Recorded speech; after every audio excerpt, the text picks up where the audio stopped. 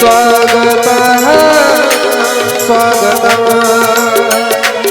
स्वागतः महाराज। आइए विराजिए पधारिए गुरु महाराज। स्वागतम स्वागतम स्वागतम महाराज। स्वागतम स्वागतम महाराज।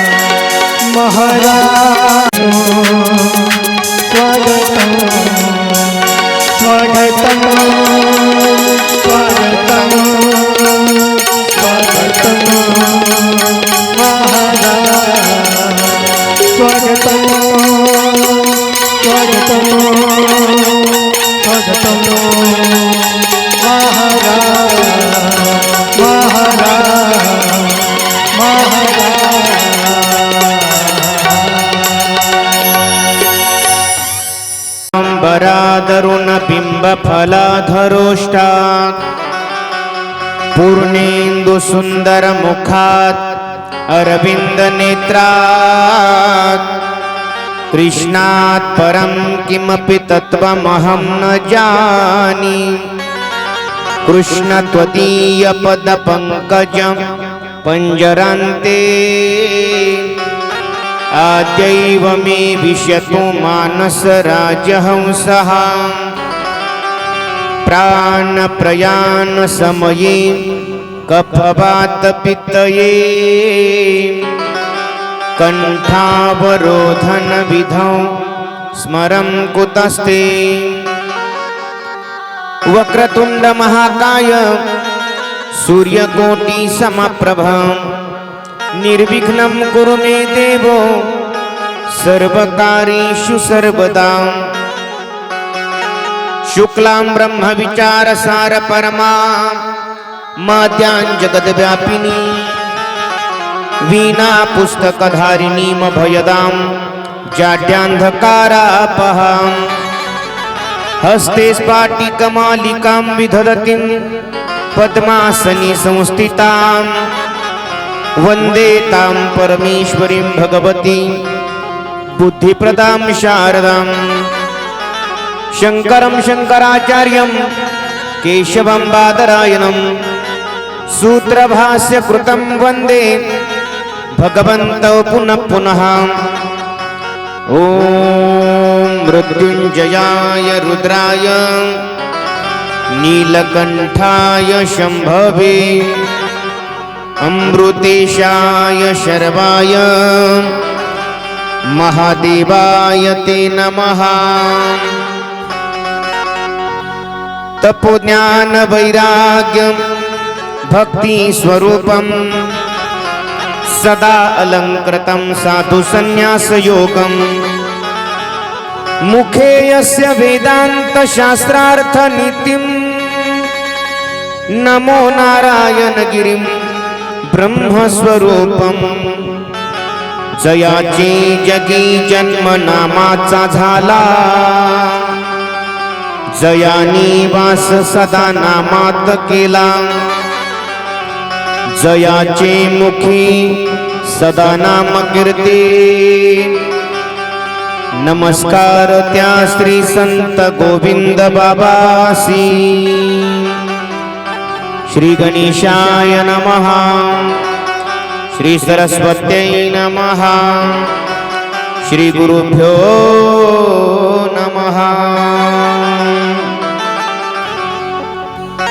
गंगामाईच्या पावन तीरावरती महात्मा शुकदेवजी राजा परीक्षितीला जी परमपावन मंगलमय कथा श्रवण करून सांगतायत, तीच परमपावन मंगलमय कथा आज आपल्या या श्री क्षेत्र शिरेगाव या नगरीमध्ये जाधव परिवारामध्ये उपस्थित आहे। आज कथेचा शेवटचा दिवस म्हणजे सप्तम दिवस आहे। आज भगवान कृष्ण परमात्मा या भूतलावरचं आयुष्य संपून निजधामाला जाणार आहे। राजा परीक्षितीला आज मोक्ष प्रदान होणार आहे आणि ती परमपावन आजची कथा कैलासवासी भगीरथ एकनाथ पाटील जाधव या पिताश्रींच्या या पुण्यस्मरणानिमित्त या कथेचं आयोजन या कुटुंबातीलच असणाऱ्या कैलासवासी भगीरथ भाऊंच्या धर्मपत्नी गंगा भागीरथी राधाबाई भगीरथ जाधव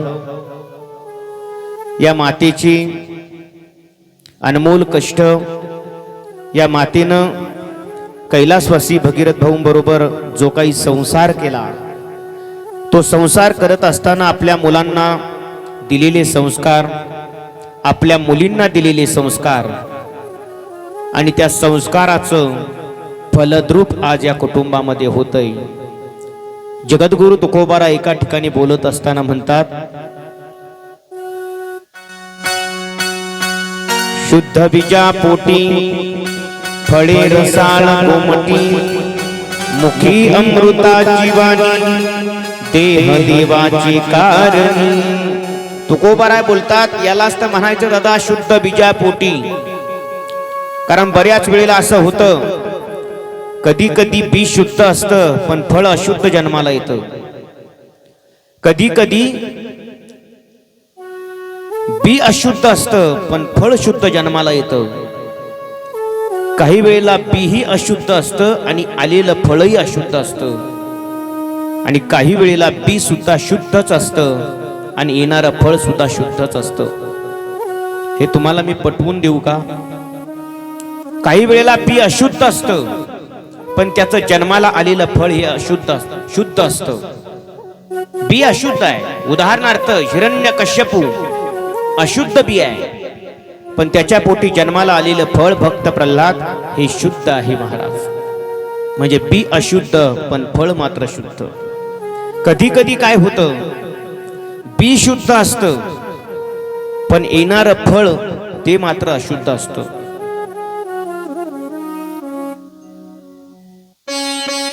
काही वेळेला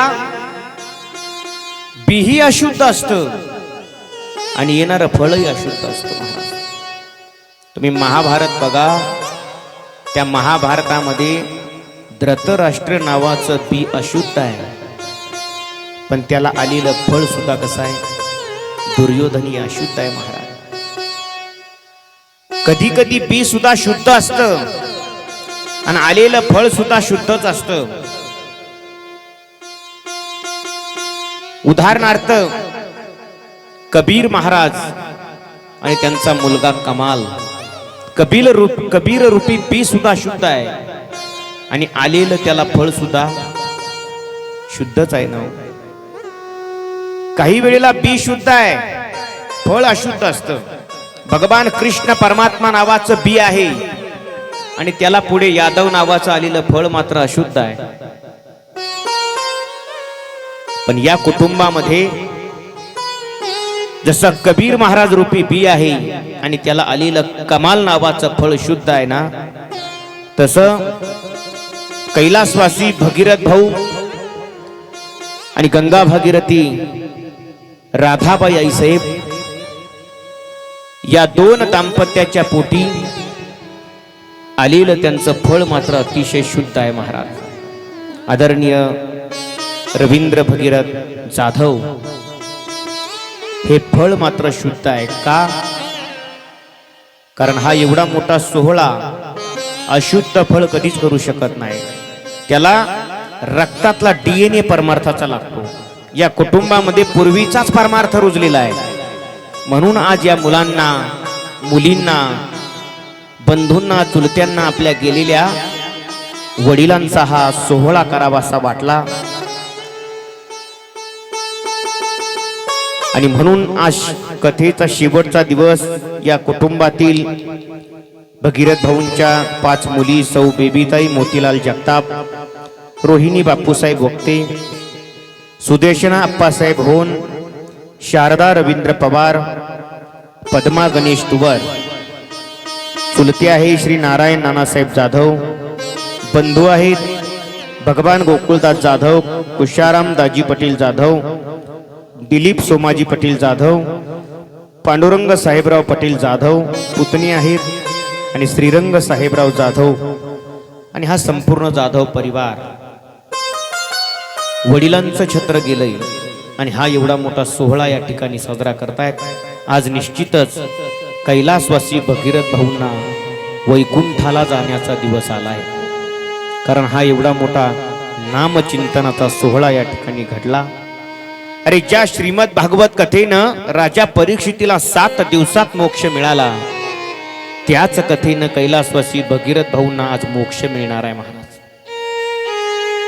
आज तो जीवात्मा सुद्धा आनंदानं म्हणत असेल, बस जन्मा आलो त्याची, आजी फळ झाले साची. माझ्या जन्माला आल्याचं सार्थक झालं. माझ्या मुलांनी, माझ्या मुलींनी, माझ्या धर्मपत्नीने मी गेल्यानंतर माझ्या मरणाचा एवढा मोठा सोहळा केला आणि मला मोक्षाचा रस्ता मोकळा करून दिला. नक्की त्यांचं हृदय आज आनंदित होत असेल.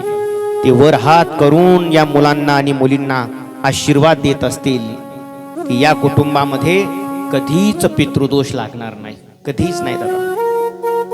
ही भूमी पवित्र झाली, हे कुटुंब पवित्र झालं.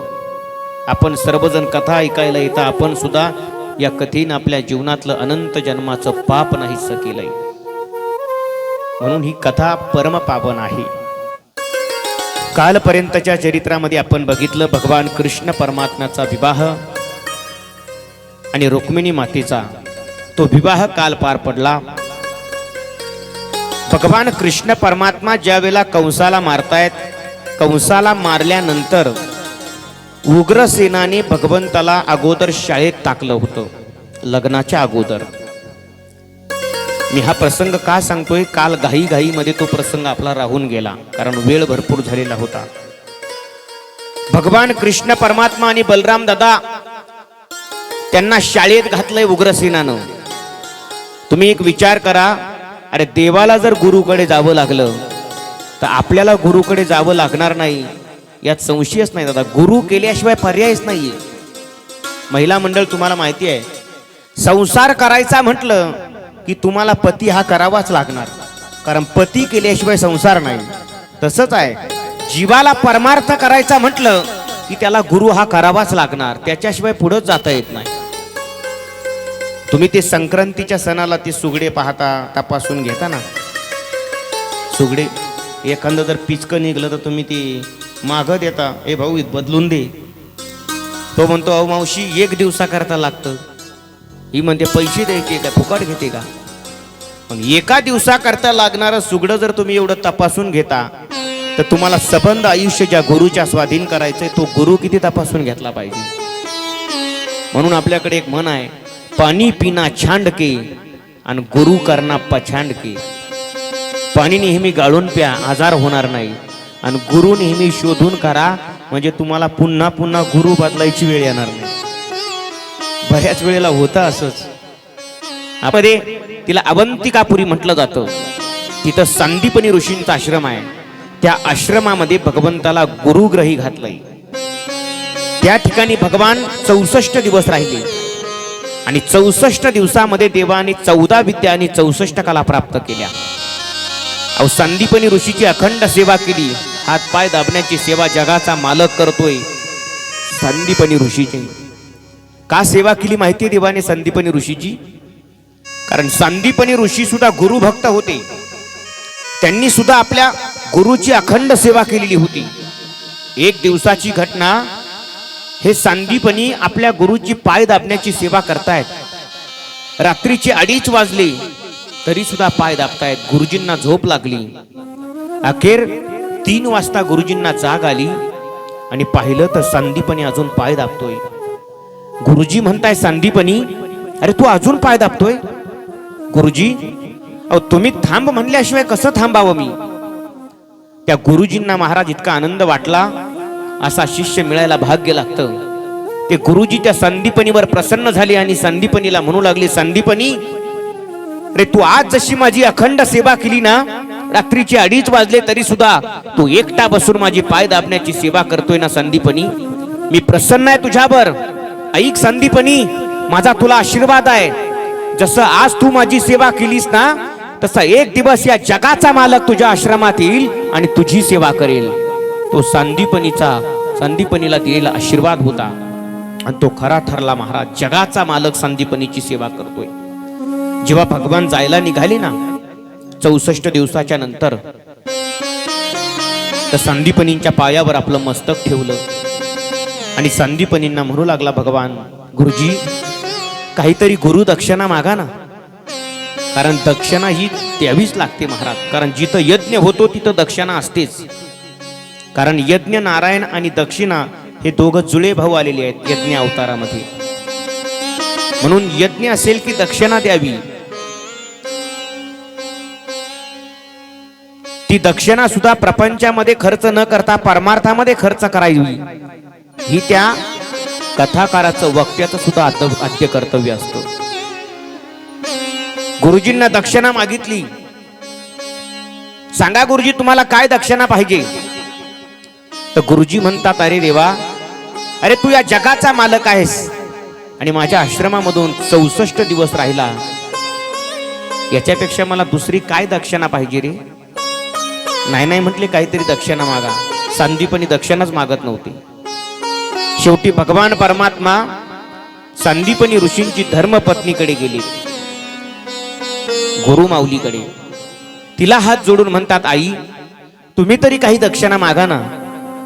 कारण त्या आईनं कन्हैयाची 64 दिवस फार सेवा केली होती महाराज। तिने सकाळी कन्हैयाला उठवावं, अंघोळ घालावी, पिवळा पितांबर परिधान करावा, मैलागिरी चंदन भगवंताच्या कपाळाला लावावं,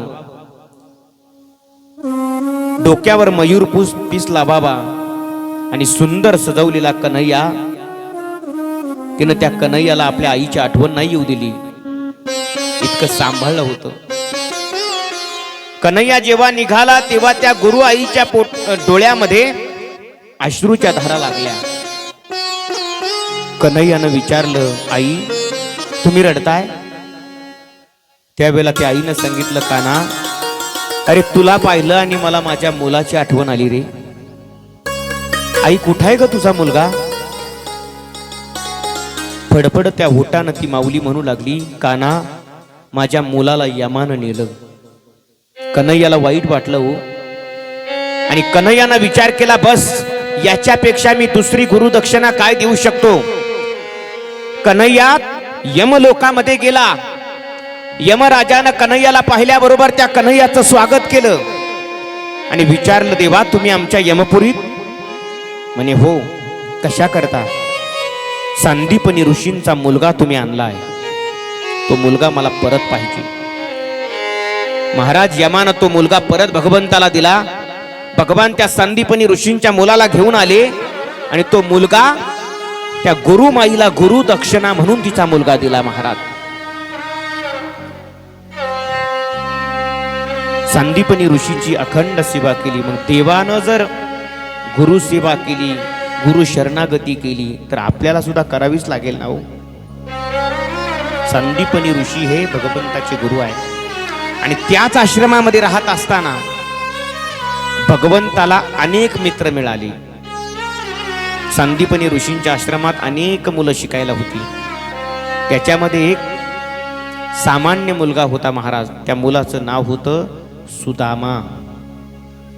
हा सुदामा फार गरीब घरचा होता आणि भगवान त्या सुदामाला संदीपनींच्या आश्रमामध्ये सुदामाला फार जीव लावायची। त्याला जेवायला आपल्या जवळ बसवावं, आपल्या हातानं त्याच्या मुखात घास घालावा. दोघांचं इतकं प्रेम जुळलं, एकमेकाशिवाय दोघं राहत नव्हते महाराज. आणि शेवटी देवाला 64 दिवसाच्या नंतर आता मात्र परत इकडं मथुरेला यावं लागलं. आणि मग भगवान परमात्म्यानं जरासंध त्रास देतोय म्हणून द्वारका नगरी निर्माण केली. द्वारका नगरीमध्ये भगवान राहू लागले. तिथं भगवंताचे विवाह पार पडले. त्यामध्ये काल आपण पाहिलं भगवंताचा रुक्मिणी मातेबरोबर विवाह पार पडला. पुढं काय झालं, बराच कालावधी लोटल्यानंतर ज्या रुक्मिणी मातेबरोबर देवाचा विवाह झाला होता त्या रुक्मिणीला मुलगा झाला. त्या मुलाचं नाव आहे प्रद्युम्न. हा जो प्रद्युम्न आहे ना, हा जन्माला आल्याबरोबर एका शंभरासूर नावाच्या दैत्यानं पळवला. का माहितीये? कारण या शंभरासुरानं कोण्यातरी ज्योतिषाला विचारलं होतं माझा मृत्यू कसा होईल. तर त्या ज्योतिषानं सांगितलं होतं भगवान कृष्ण परमात्म्याला मुलगा होईल आणि त्याच्या हाताने तुझा मृत्यू होईल. म्हणून तो रुक्मिणीला मुलगा होण्याची वाट पाहत होता. तो जन्माला आल्याबरोबर त्या शंभरासुरानं पळवला आणि तो समुद्रामध्ये फेकून दिला. त्या मुलाला एका माशानं गिळलं. तो मासा एका कोळ्यानं पकडला आणि तो मासा ज्या वेळेला त्यानं कापला त्यावेळेला त्याच्यातून प्रद्युम्न बाहेर आला. त्यानं तो मुलगा परत शंभरासुराकडेच नेऊन दिला. शंभरासुराला तो ओळखूच आला नाही. त्या शंभरासुरानं तो मुलगा आपल्या राजवाड्यामध्ये स्वयंपाक करणाऱ्या बाईला दिला. त्या स्वयंपाक करणाऱ्या बाईचं नाव होतं भानामती. तिला आणखी एक नाव आहे मायावती. आता हा प्रद्युम्न म्हणजे सामान्य नाहीये. हा प्रद्युम्न म्हणजे कामदेवाचा अवतार आहे. कारण ज्या वेळेला तारकासूर नावाचा दैत्य उत्पात करत होता, सर्वांना पीडा देत आहे, या तारकासुराचा मृत्यू भगवान शंकराच्या मुलाच्या हाताने होणार होता. आणि भगवान शंकराची पत्नी सती तिनं तर स्वतःचं शरीर यज्ञकुंडामध्ये जाळून टाकलेलं होतं. देवाचा दुसरा विवाह झालेला नव्हता, म्हणजे मुलगा होण्याचा प्रश्नच नव्हता. आणि या तारकासुराचा मृत्यू तर देवाच्या मुलाच्या हाताने होणार आहे. म्हणून कामदेवानं काय केलं, भगवान शंकराला समाधीतून जाग करण्याचा प्रयत्न केला. कामदेवानं आपले 5 बाण भगवान शंकरावर सोडली. संमोहन, संबंध, उच्चाटन, वशीकरण ही 5 बाण सोडली. आणि भगवान शंकराला ललकारल्यामुळे भगवान शंकर जागे झाले. भगवंताला राग आला की मला समाधीतून उठवलं. भगवंताने आपला 3रा नेत्र उघडला आणि भगवंताने त्या कामदेवाकडे पाहिलं तर तो कामदेव जळायला लागला. कामदेव जळतोय तर त्याची धर्मपत्नी म्हणजे रती भगवान शंकरजीला हात जोडून म्हणू लागली, देवा अहो तो धर्म कार्यासाठी माझा पती तुम्हाला जाग करत होता. तारकासूर नावाचा दैत्य उत्पात करतोय, त्याचा मृत्यू तुमच्या मुलाच्या हाताने होणार आहे. आणि तुमच्या पत्नीने तर अग्नीमध्ये शरीर संपवलंय. तुमचा दुसरा विवाह नाही, म्हणून तुम्ही दुसरा विवाह करावा याच्याकरता माझा पती तुम्हाला जाग करत होता. आणि तुम्ही माझ्या पतीला जाळताय देवा, हे योग्य नाही देवा. भगवान शंकराला कळाल्याबरोबर भगवान शांत झाली. पण तोपर्यंत तो कामदेव जवळजवळ 50% जळालेला होता. लाकूड असतं ना, लाकूड ते जर जाळलं आणि मध्येच जर विझवलं तर ते पहिल्यासारखंही राहत नाही आणि पूर्णही जळून जात नाही, त्याचा होतो कोळसा. तसा या कामदेवाचा झाला महाराज. हा पहिल्यासारखाही राहिला नाही आणि पूर्णही जळून गेला नाही, मधोमध अगदी कोळशासारखा राहिला. म्हणून त्या कामदेवाला नवीन नाव पडलं. त्याला सगळे अनंग म्हणायला लागले. ज्याला अंग नाही त्याला म्हणतात अनंग. मग त्या कामदेवाच्या पत्नीने भगवंताला विचारलं, देवा माझा पती पूर्वस्थितीमध्ये कसा येईल? म्हणे या जन्मात तर येऊ शकत नाही, पण पुढच्या जन्मात मात्र भगवान कृष्ण परमात्म्याला मुलगा होईल आणि हा भगवान परमात्म्याचा मुलगा होऊन जन्माला येईल. मग तोच कामदेव हा प्रद्युम्न झालेला होता. आणि या प्रद्युम्नाला शंभरासुरानं स्वयंपाक करणाऱ्या बाईला दिलं. ती भानामती होती महाराज. तिच्याकडे मंत्राची ताकद होती, तपस्वी होती. तिनं त्या मंत्राच्या सामर्थ्यानं त्या छोट्याशा बाळाला अगदी तरुण बनवला.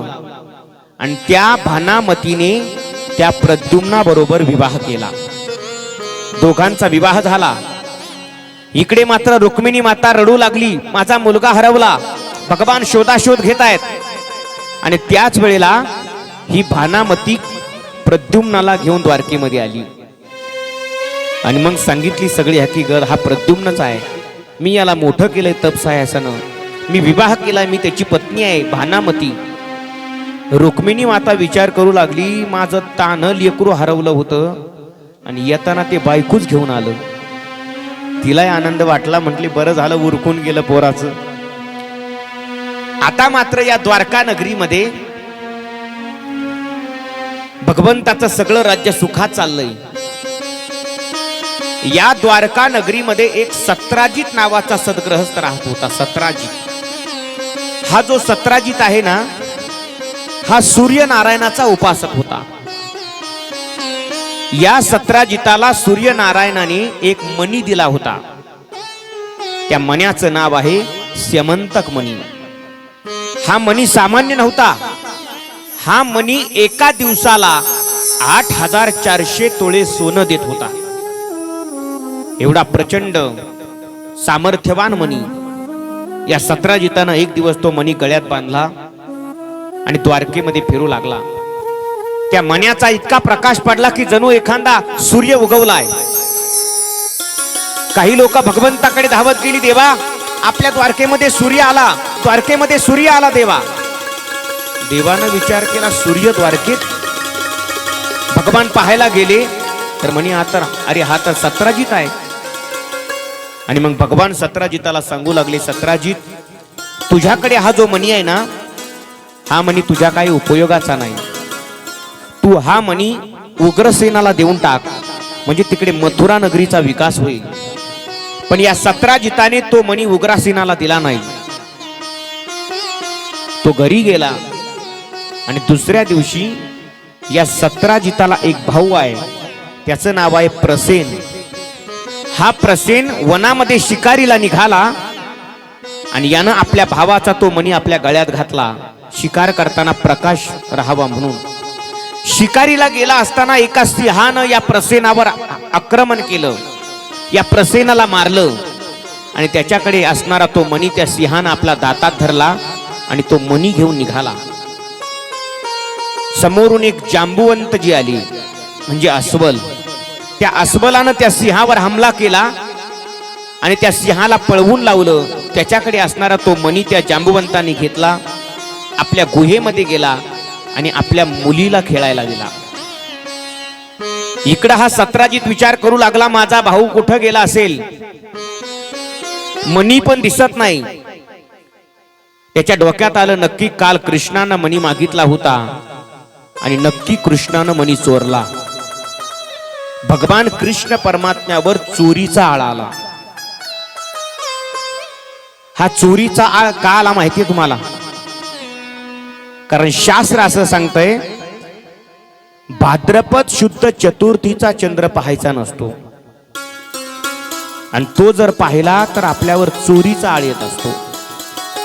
भगवान कृष्ण परमात्म्यानं भाद्रपद शुद्ध चतुर्थीचा चंद्र पाहिला होता आणि म्हणून भगवंतावर चोरीचा आळ आला.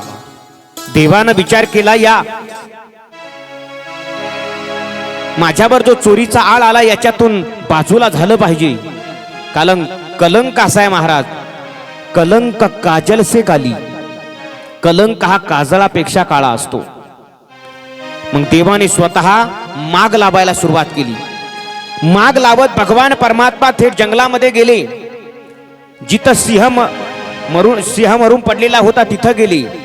तिथून माग लावत लावत जांबुवंताच्या गुहेत गेले आणि आतमध्ये पाहिलं तर ती जांबुवंती म्हणजे जांबुवंताची मुलगी त्या मण्याबरोबर खेळत होती. तिला मणी मागितला तर ती आपल्या बापाकडे पळत गेली. जांबुवंत महाराज आले आणि भगवान कृष्ण परमात्मा जांबुवंत महाराजाबरोबर युद्ध करू लागले. इतकं घनघोर युद्ध दोघांमध्ये झालं. 27 दिवस युद्ध झालं. त्या युद्धामध्ये कुणीच हरत नव्हतं आणि अखेर जांबुवंतजी महाराज 27व्या दिवशी युद्धामध्ये हरले. का हरले माहितीये तुम्हाला? त्याचं कारण असं आहे, हे जांबुवंतजी काय म्हणजे आजकालची नव्हती. ज्या वेळेला भगवंताने वामन रूप धारण केलं होतं ना, त्यावेळेला या जांबुवंतजीने वामन भगवंताच्या एका पायाला 3 प्रदक्षिणा मारलेल्या होत्या. नंतर परत प्रभू रामचंद्राच्या सेनेमध्ये वानर सेनेचे सेनापती जांबुवंतजी होते. जेव्हा रावण मारला गेला आणि सगळे शूरवीर रामप्रभूला विचारू लागले, देवा आता आम्हाला पुढचं काम काय? भगवान म्हणतात, आता तुम्हाला काम नाही, आता तुम्ही द्वापार युगापर्यंत थांबा. मी द्वापार युगामध्ये अवताराला येईल, त्यावेळेला तुम्हाला काम सांगेल. म्हणे पण देवा, अहो आम्ही तुम्हाला द्वापार युगात ओळखायचं कसं?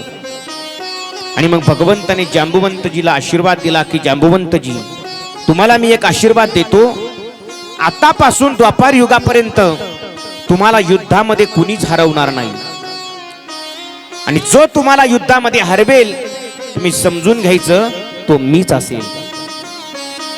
आणि मग ते जांबुवंतजी द्वापार युगात आले. भगवंताबरोबर युद्ध झालं. भगवंताने युद्धात हरवल्याबरोबर जांबुवंतजीला खात्री पटली की बस हा माझा भगवान आहे. जांबुवंतजी देवाला बोलू लागले, देवा हे असलं कसलं रूप धारण केलं रे तू? पिवळा पितांबर काय परिधान करतो, वाकडा तिकडा काय उभा राहतो, हातात बासरी काय घेतो, एक डोक्याला मयूर पंख काय लावतो? मला असा नाही लागत माझा देव. मला कोणता देव पाहिजे माहितीये? मी जो पाहिलाय ना कोदंड पाणी राघव, तो मला माझा राघव पाहिजे. वनवासात असताना वल्कल वस्त्र परिधान केलेला मला तो बघायचा देवा, मला हे रूप नको. आणि ऐका राजा हो, देवाने जांबुवंताला दर्शन देण्याकरिता द्वापार युगात कृष्ण अवतारात येऊन सुद्धा आपला रूप बदललं आणि जांबुवंताला राम रूपामध्ये दर्शन दिलं. जांबुवंतजी प्रसन्न झाले, देवा हा मणी घ्या आणि ही माझी मुलगी आहे जांबुवंती, हिचंही पाणी ग्रहण करा देवा. आणि मग भगवंताने त्या जांबुवंतीचं पाणी ग्रहण केलं. आता भगवंताचा हा आणखी एक विवाह झाला. तो मणी आणला आणि त्या सत्राजिताला दिला, ज्याचा होता त्याला सांगितलं हा मणी घे. तो घेऊन गेला. पण त्या सत्राजिताला रात्रभर झोपच लागली नाही. का? विचार करत होता मी देवावर आळ घेतला चोरीचा, झोपच लागेना. सकाळी उठला, तो मणी घेतला आणि आपली मुलगी सत्यभामा तिला घेऊन तो सत्राजित द्वारकेत आला. देवा हा मणी घ्या. भगवान म्हणतात, मला नको तुझा मणी, या मण्यामुळेच माझ्यावर चोरीचा आळ आला, नको मला. म्हणे मग नाही मणी तर माझ्या मुलीचा तरी स्वीकार करा. मग भगवान तयार झाले आणि भगवंताने सत्यभामेचा स्वीकार केला. आता हे भगवंताचे किती विवाह झाले? पहिला रुक्मिणी माते बरोबर, दुसरा जांबुवंती बरोबर, तिसरा सत्यभामे बरोबर. 8 महानायिका आहेत, मुख्य 8 पत्न्या आहेत देवाच्या. आता 3 झाल्या, पुढचे 5 विवाह राहिले. पटकन सांगून जातो. यानंतर भगवान जेव्हा राजसू यज्ञाकरता गेले होते पांडवांकडे, मी सुरुवातीला सांगितलं तुम्हा, निमंत्रण द्यायला जाताना एका बेटावरती एक कुमारिका तपश्चर्या करत होती. अर्जुनाने तिला विचारलं, कोण आहेस? तिनं सांगितलं, मी सूर्यकन्या, माझं नाव कालिंदी आहे. म्हणे का तपश्चर्या करते? भगवान कृष्ण परमात्म्याला पती रूपानं प्राप्त करण्यासाठी. भगवान तर अर्जुनाच्या बरोबरच होते.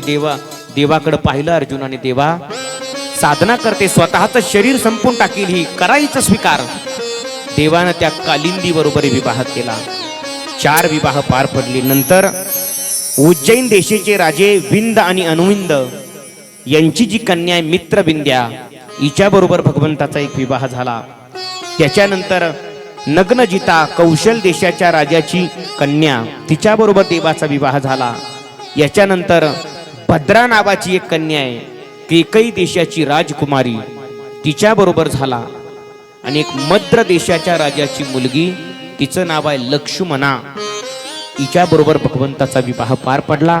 असे भगवंताचे 8 विवाह या ठिकाणी पार पडलेले आहे. या मुख्य अष्टमहानायिका आहे. नंतरचा प्रसंग सांगितला जातो. एक भौमासूर नावाचा दैत्य आहे. हा भौमासूर, याला नरकासूर सुद्धा म्हटलं जातं.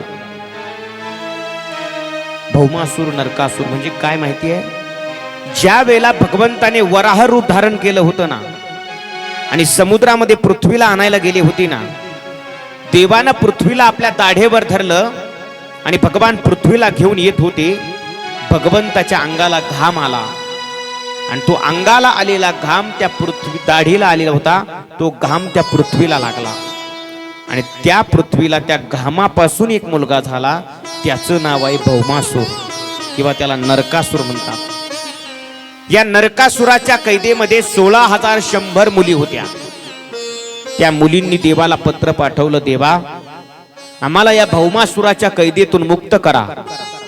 देवानं ते पत्र वाचलं आणि भगवान परमात्मा सत्यभामेला घेऊन या भौमासुराच्या नगरीवर आली. ज्या दिवशी आले तो दिवस दिवाळीचा दिवस होता. म्हणून आपल्याकडं त्या दिवसाला नरक चतुर्दशी असं म्हणतात. का? कारण हा नरकासूर मारला म्हणून. भगवान आले आणि भगवान परमात्म्याने या नरकासुराबरोबर युद्ध केलं. नरकासूर मारला. पृथ्वीला प्रचंड आनंद झाला. अहो, एखाद्या आईचा मुलगा जर मरण पावला तर आईला आनंद व्हावा की दुःख व्हावं? मुलगा मरण पावल्यावर आईला दुःख व्हावं, पण पृथ्वीला आनंद झाला. का माहिती आहे? कारण माझ्या मुलाचा मृत्यू भगवंताच्या हाताने झाला. त्याला सायुज्य नावाचा मोक्ष मिळाला. तिला आनंद झाला. भगवंताने त्या 16,100 कन्या मुक्त केल्या आणि भगवान परमात्मा त्यांना सांगतायत, जा तुम्ही आता तुमच्या घरी. त्या सगळ्या कन्या म्हणू लागल्या, देवा अरे आता आमचा कोण स्वीकार करेल रे? आम्हाला कोणी स्वीकारणार नाही देवा. आता तूच आमचा पाणी ग्रहण कर देवा. आणि मग भगवान परमात्म्यानं त्या 16,100 कुमारींचं स्वतः पाणी ग्रहण केलं. 16,100 विवाह भगवंताचे एकाच वेळेला झाले महाराज. पहिल्या 8 आणि या 16,100 बरोबर म्हणजे 16,108 भगवंताचे ही विवाह पार पडली महाराज. याच्यानंतर भगवंताला आता नातू पण झाले. हा जो प्रद्युम्न होता ना, रुक्मिणी पासून झालेला, या प्रद्युम्नाला एक मुलगा झाला. त्याचं नाव आहे अनिरुद्ध. हा अनिरुद्ध इतका दिसायला सुंदर होता. हा अनिरुद्ध एका उषा नावाच्या राजकुमारीच्या स्वप्नात जायचा. ही उषा म्हणजे बाणासुराची कन्या होती. आता बाणासुराची नगरी म्हणजे सांगू तुम्हाला, शौनिकपूर ही बाणासुराची नगरी आहे. तुम्हाला समजण्यासाठी सांगून जातो, त्या काळचं शौनिकपूर म्हणजे आत्ताचं सिन्नर. हे आत्ताचं जे सिन्नर आहे हे त्या काळातलं शौनिकपूर होतं. ही बाणासुराची नगरी होती. आणि त्या बाणासुराची कन्या उषा, हिच्या स्वप्नात हा अनिरुद्ध जायचा. या उषेची एक मैत्रीण होती चित्रलेखा नावाची. या उषेनं चित्रलेखेला सांगितलं, माझ्या स्वप्नात एक राजकुमार येतो. ती म्हटली, एक काम कर, मला चित्र काढता येतं, तू फक्त मला त्याचं वर्णन सांग, मी चित्र काढते. त्या चित्रलेखेने चित्र काढायला सुरुवात केली. उषेनं जसा स्वप्नात यायचं तसं वर्णन सांगितलं आणि एक आकृती तयार झाली. आणि त्या चित्रलेखेच्या ध्यानात आलं, हा भगवान कृष्णाचा नातू आहे. त्या चित्रलेखेने या अनिरुद्धाला द्वारकेमध्ये जाऊन झोपेत असणाऱ्या अनिरुद्धाला उचलून या शौनिकपुरामध्ये आणलं. उषेच्या महलामध्ये ठेवलं. उषे बरोबर विहार करू लागला तो.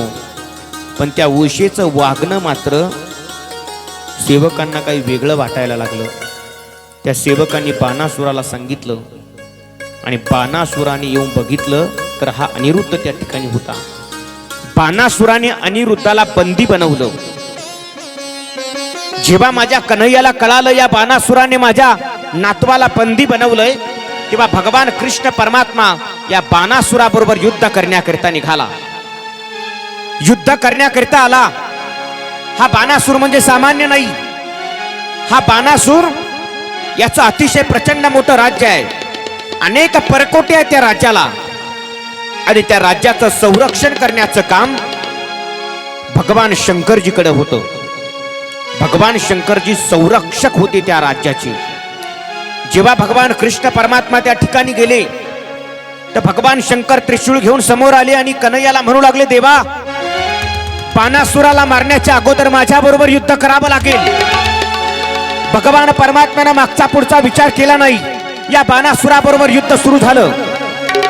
भगवान शंकरजी बरोबर युद्ध सुरू झालं आणि युद्ध सुरू होत असताना भगवान शंकर तिकडनं अस्त्र सोडायचे आणि अस्त्र सोडताना मोठ्यानं म्हणायचे, जय श्रीकृष्ण, आणि अस्त्र सोडायचे.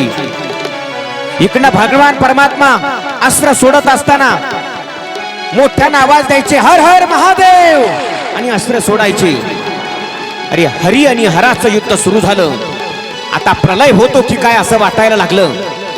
पण त्याच वेळेला भगवान कृष्ण परमात्म्यानं भगवान शंकरजीवर एक जंभन अस्त्र सोडलं.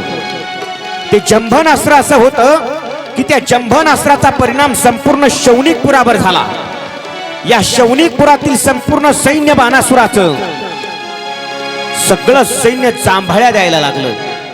जंभन अस्त्र म्हणजेच तिचं नावच तसं आहे, जंभन म्हणजे जांभळी देणं.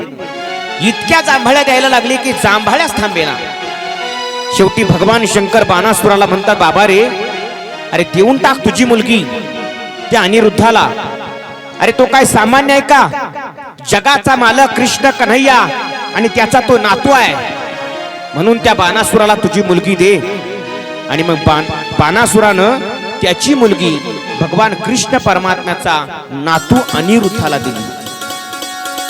भगवंताने बाणासुराला मारलं नाही बरं का. का माहिती का?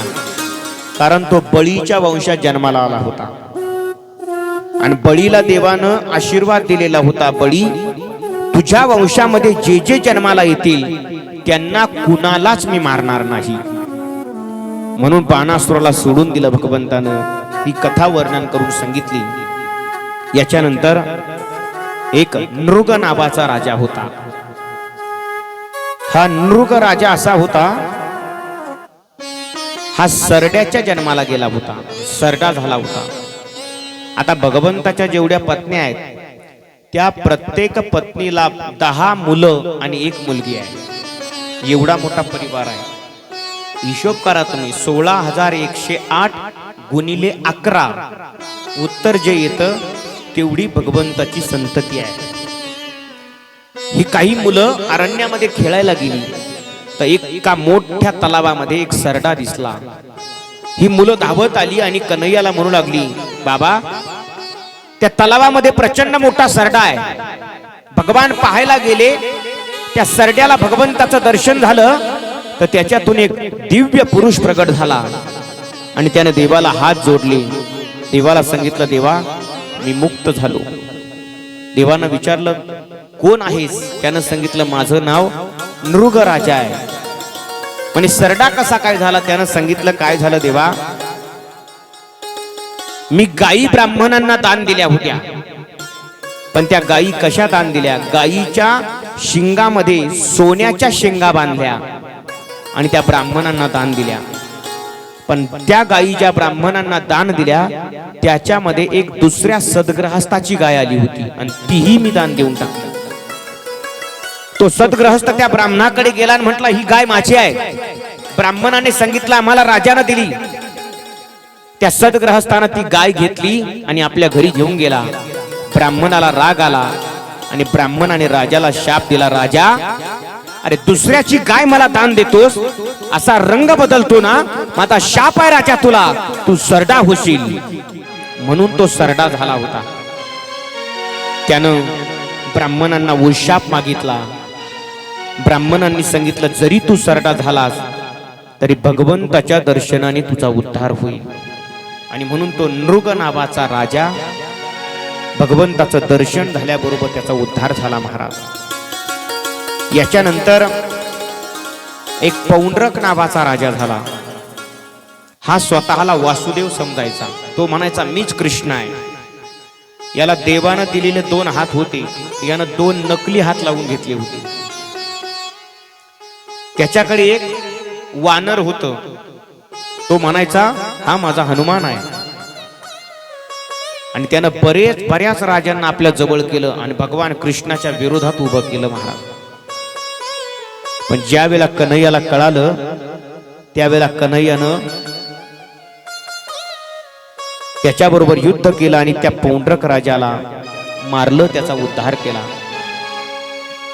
तो जो द्विध होता वानर, त्या वानरानं काय केलं, द्वारका नगरीमध्ये बलराम दादाच्या ज्या बायका आहेत त्यांची मस्करी करायला सुरुवात केली.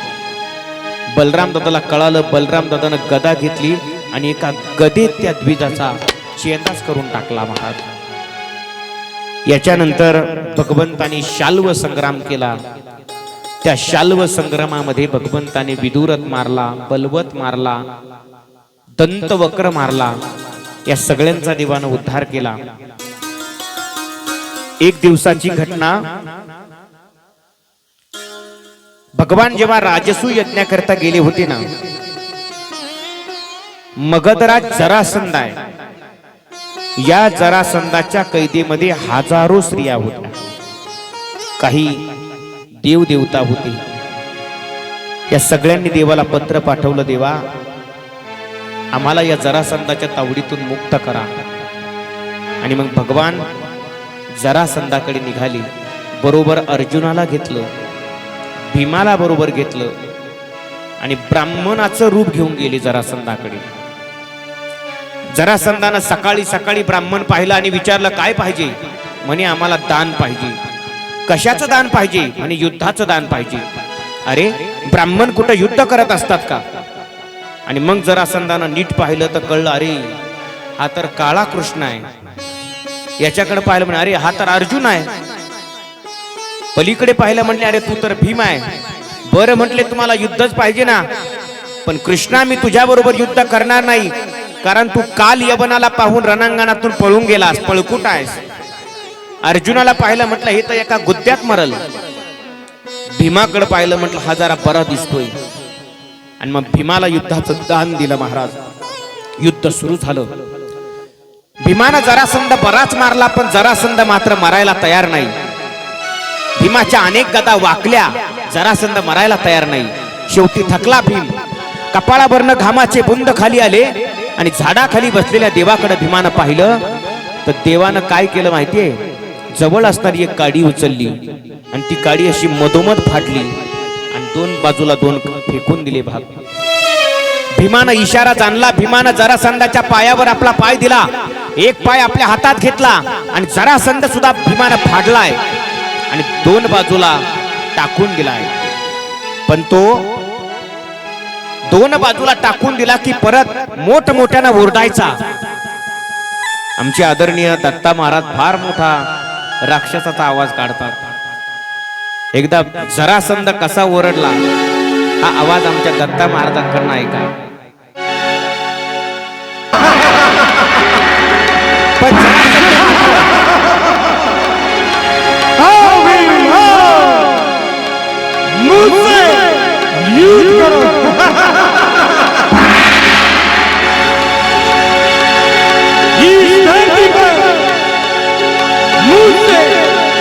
युद्ध करने से कोई विजय नहीं हुआ.